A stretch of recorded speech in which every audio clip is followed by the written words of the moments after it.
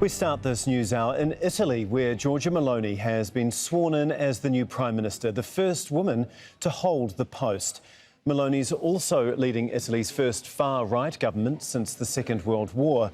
Her Brothers of Italy party has fascist roots. It received the most votes in last month's general election. Meloni's administration faces severe economic pressure, with people struggling with high inflation and an energy crisis. Well, Cecilia Sottilotta is an assistant professor of global politics at the American University of Rome. She joins us from there now. Thank you very much for being on this news hour. I guess, first of all, how difficult are some of her coalition partners going to make it for her to govern? How is she going to keep this fragile coalition together, do you think? Yes, I think it's going to be a complicated task, right, to keep this coalition together. And Giorgia Meloni knows this very well. Italy doesn't really have a reputation for stable coalitions, I would say. So it's going to be a challenge, and it's certainly been a sort of a bumpy start in a sense, because as you may know, Berlusconi in the past few days has been expressing words of solidarity towards Putin. So that was, like, of course, a major factor of friction between Meloni and Berlusconi himself. But also Matteo Salvini, the other coalition partner, is going to be kind of hard to deal with in a sense. It's going to be the Minister of Transport, like infrastructures, which means that he will possibly have the control of ports.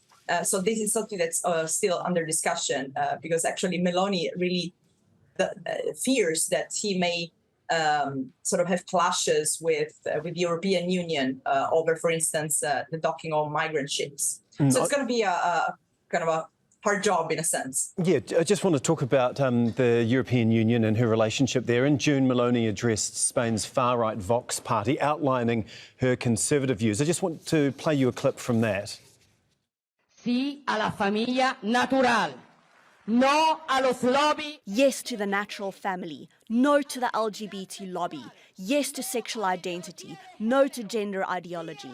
No to Islamist violence. Yes to secure borders. No to mass migration. No to big international finance. No to the bureaucrats of Brussels.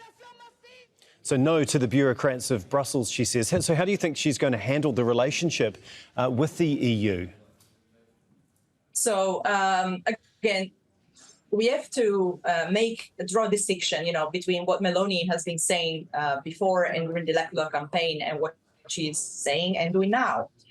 If you look at the composition of the cabinet, you will see that actually the key ministries have been given to people that have a reputation for being strongly pro-European. And I'm referring, for instance, to the Minister of Foreign Affairs.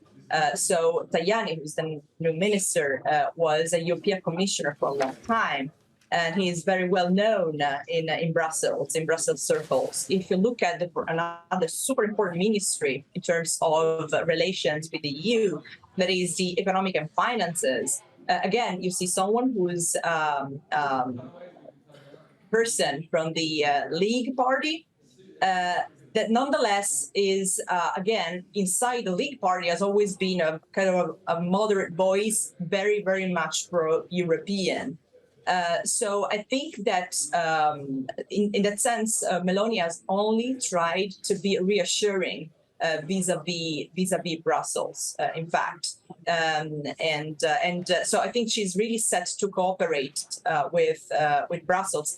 And one of the first challenges, in fact, will be the drafting and completion of the new budget law, right? And this is something that the governments of the Eurozone do, working very closely with the European Commission. Mm-hmm. Italy, like much of the world, is facing an economic crisis with rising inflation.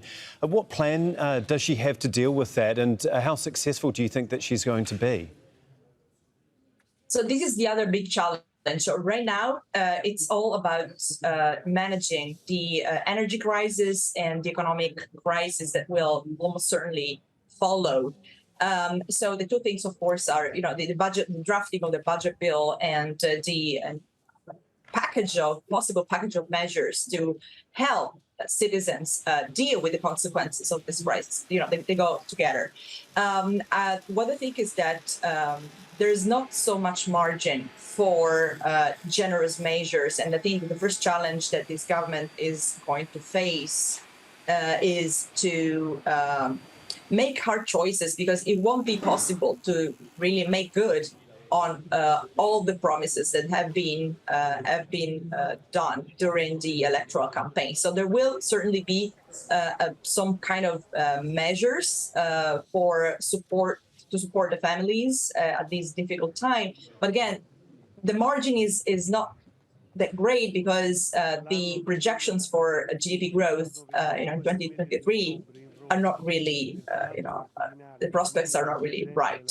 So we'll see what happens. But this is certainly the first thing that the government is going to deal with. OK, thank you so much for your time and insight on the programme today. That's Cecilia Sottilotta for us in Rome.